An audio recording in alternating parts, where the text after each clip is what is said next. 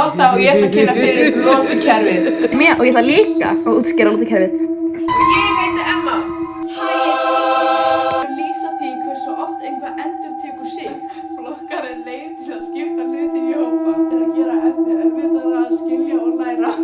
En hvernig raðast frummyndinni eftir sæti? Því stærri sem talan er, því neðara kemur frumefni í röðinni.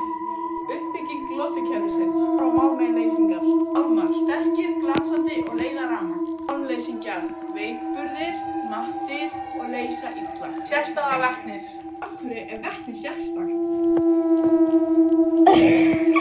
Það er einfaldasta frumefnið. Sér bæði eins og málmur og málmaleysingi.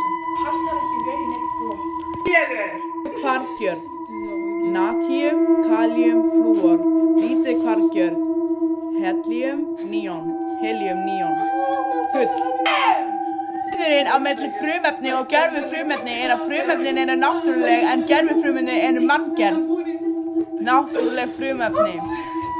Súrefni, kolefni, gull. Efni.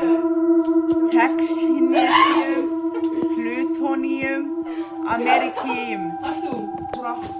Eru búnar til þess að bæta eiginleika málma. Er sérstakt vegna þess að það getur búið til ótrúlega mörg mismunandi efni og er nauðsynlegt fyrir líf. 7.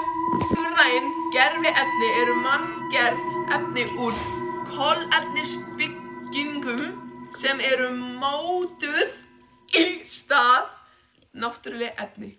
Gerviefni eins og plast og nælon eru mjög algeng í daglegu lífi og eru notuð til alls staðar. Okkur